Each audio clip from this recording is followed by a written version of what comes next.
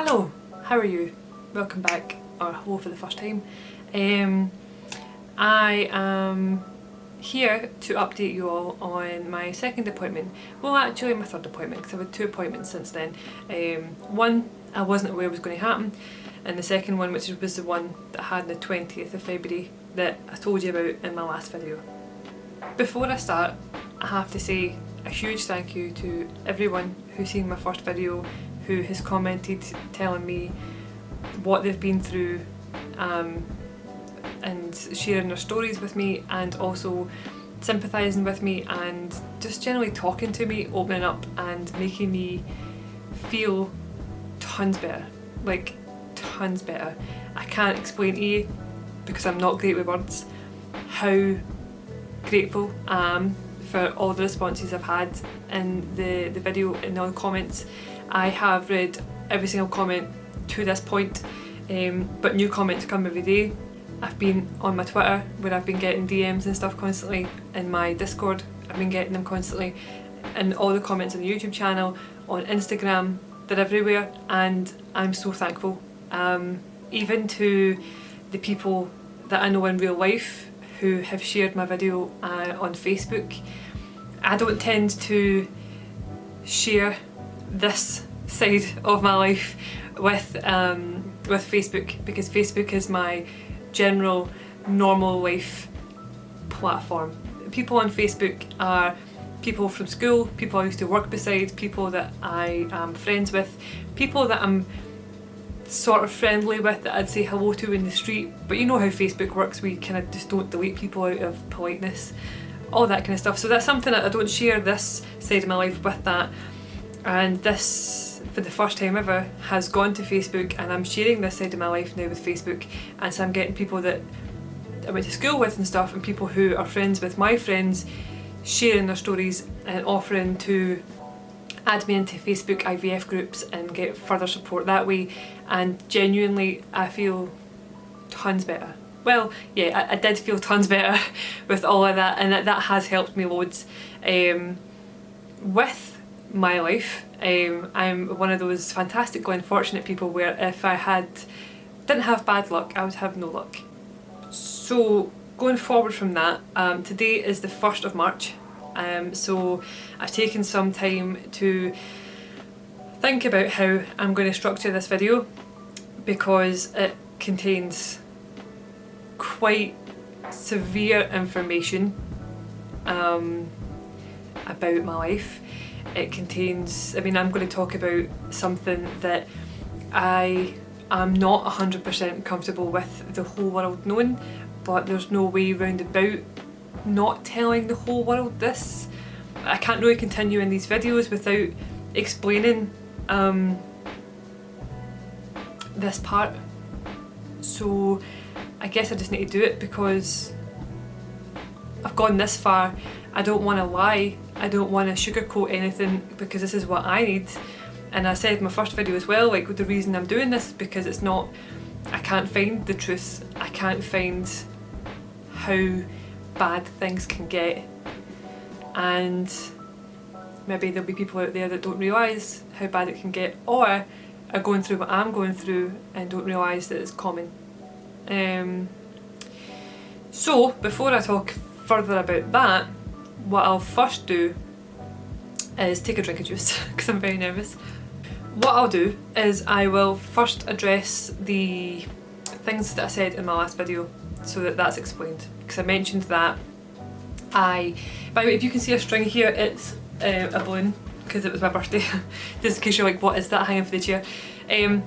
So in my first video I mentioned that I had an internal scan, and they looked for follicles and they tested the hormones in my blood, but I didn't know what that meant. So they took bloods from me. The bloods were to test for my AMH levels. My AMH levels were 17.3. For my age, apparently that's normal for my age group, that level of hormones. So that's what they were looking for. And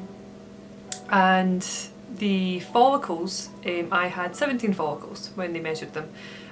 So I have raked the internet for information on the importance of these things. So basically follicles as long, I think for IVF, what I've seen, correct me if I'm wrong, but the information that I've gathered from online and from IVF groups and all this kind of stuff is that if you have any more than 20 follicles, you don't really need any more than 20, but anywhere between 10 and 20 follicles looks good. The more follicles you've got, the more eggs that you could possibly have, so follicles are good. It looks like my blood levels are good, hormone levels are good, my follicle levels are good, or the amount of them are good, so good. So on the 20th of February we had a consultation with the infertility clinic. I didn't know what was going to happen at that appointment. I just knew I was going to go in, speak to the person who's going to be dealing with all of it, and they were going to tell me the process of what happens next, and go over the results. So we went in, and the gentleman was very nice, very firm, strong handshake. Nearly took my arm out of the socket, but he was lovely. We sat down with him, and he just went over some details like you don't smoke, you don't drink, how much do you exercise, blah blah blah. One thing he did say to me though was, why are you not going through the NHS for this? And I said, because they asked for my BMI to be very low and I couldn't ever get that low. And he says, no, your BMI is fine for the NHS. And I said, well, when I went to the NHS and we had appointments with them, they said to me, you have to have it this low to be considered. When I told him that, he was like, no, that's bizarre. Your BMI is fine for the NHS. But Marcus obviously still has quite small. So that was new information. So I phoned the previous woman from the NHS and I'm waiting for a response from her. But yeah, so that's good information, I guess. I mean, the guy I spoke to could have it wrong, or the woman I spoke to from the NHS could have it wrong, but I'm only telling you what I know. I don't know, I'm just going off what I was told. Anyway, so we went through all that information, that was fine. And then, out of nowhere, he says, okay, cool, so what we're going to have to do is clip your tubes. And I was very taken back. I asked him why and what does it mean, and he says basically your fallopian tubes are blocked, right, which I'm aware of. I was told my fallopian tubes were blocked based on a laparoscopy that I had through the NHS about 2 years ago. Hence why we're going through IVF. So they're blocked, and this consultant that I went to see the other day there said that blocked tubes tend to have liquid in them, and this liquid can kill your embryo. So if you think of this part here in your tubes, the liquid, if the tubes are blocked, the liquid comes straight back in. I'm actually going to, so let's get some art attack on the go, right? So hold on. I didn't think I was going to be drawing pictures today, but there we are. If you have this womb here and you have the tubes, he says if you block the tube here, then the liquid can't come in. So I asked him, how do you know that I have liquid in there? Because ideally I don't want to do that. And he said, if your tubes are blocked, then the liquid has to go somewhere. So the liquid will ultimately be doing that. Basically, if I don't have this surgery, I'm more likely to have failed IVF constantly through this liquid. Whereas if there's no chance of liquid coming in, my chances go up 40% of the embryo sticking and having a pregnancy that goes all the way. So that was pretty much everything he told me about that. So I didn't know that much about it. I just know that they had to be quote unquote clipped. I asked him, you won't remove them? And he said, no, we won't remove them because he wants to keep the fallopian tubes there because they will have a better blood flow to the ovaries. If there's more blood flowing to the ovaries, there's more chance of more eggs. More eggs means better chance of pregnancy.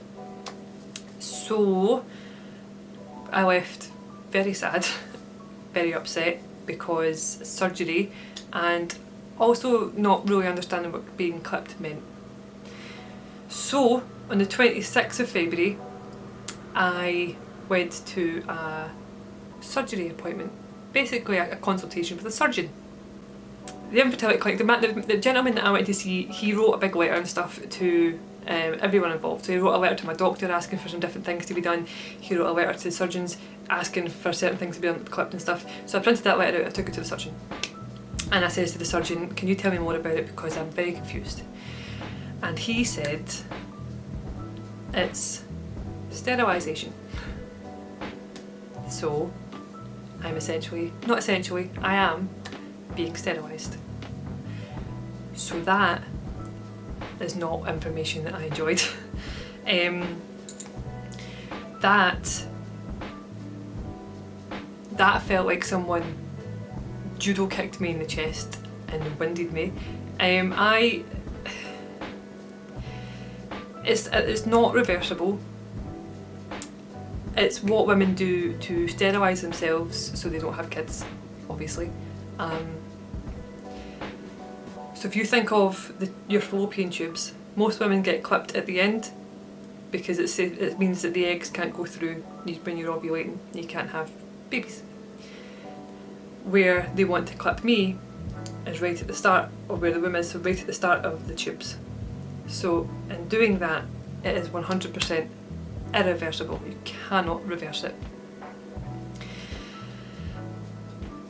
So that means for the rest of my life I will be sterile, and that means that I will never ever ever ever have children naturally. And this is the information that I was unsure of whether or not I wanted to tell the world, because it's very personal. It's very sad, and it is a big deal. It is a big fucking deal. Now, a lot of you at this point are probably thinking, how are you possibly going to have a kid if you're sterile? So basically, IVF is only going to work for me because my tubes are blocked. So they have to take the eggs and put them in the womb, hope the embryo sticks, and then you have a baby, right? So tubes being blocked, tubes being removed, fully being sterilised, all that kind of stuff, people can still have IVF. So I should still be able to have a baby. The doctor said that everything else was fine, everything else looked good. He said if my tubes weren't blocked, he would fully expect me to be able to give birth naturally. So there's that. But yeah, so IVF should still work because I'm just taking the eggs, putting them somewhere. But I cannot shake this grief of knowing that I will forever be sterilised, and I don't have a choice, I don't have an option. My choices are, at this point, don't have this surgery and don't have kids, or have this surgery and have a better chance of having kids. And nowhere in those two options did anyone hear that I was definitely going to have kids. That's my problem. My problem is, what if I have this surgery and they sterilise me and the embryos don't stick, my eggs aren't good enough, something happens and I can't have kids. So yeah.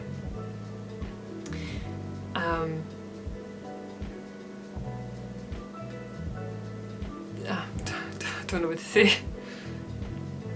So it's taken me 4 days or so to think about this video because it's very upsetting. I don't want to keep having to film really sad videos all the time where I'm like just coming and crying at you or just coming and being negative and sad and stuff, but at the same time I also need to be able to tell everyone what happens. through IVF, what could happen, and what's happening to me. Now if you're watching this and you're about to go through IVF, this isn't something that happens to everyone. It's not. It fully depends on who you are. If you have blocked tubes, if you've got lower eggs, if you've it could be anything. There's hundreds of reasons why people have IVF. Personally, this is my reason, so please don't go into this thinking, fuck this, they're going to make me sterile too. They're not. They might, but they're not. It really depends on who you are. Before my appointment, I had heard of no one. There's one girl that I seen on YouTube who spoke about how she voluntarily took her tubes away, and that was her choice, and she wanted to do that, and that's fine. But other than her, I have not seen anyone speak about it. I'm now in a couple of IVF groups, and no one. I put up a post saying, has anyone had experienced this? Has anyone been told this? And all of them were like, nope, don't know anything about it. I don't know anyone that's happened to, any of that kind of stuff. So maybe this is a rarer thing that happens. Maybe it's not. I don't know. So yeah, moving forward, my next steps are to have surgery.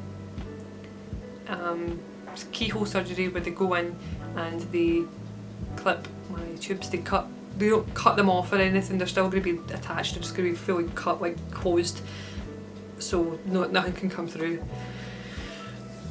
Have that, recover from that, and once I've recovered from that surgery, that's when normal IVF can start, where I will be put on injection hormones every day for X amount of days, and so on and so forth.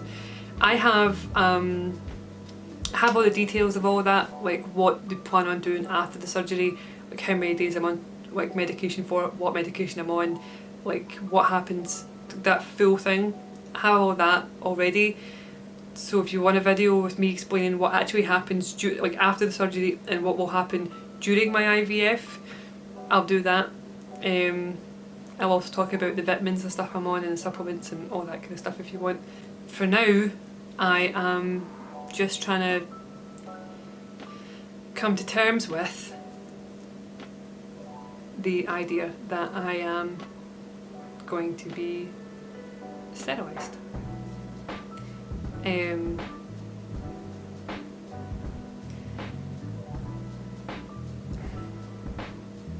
It's a difficult realisation, but it is what it is. And ultimately I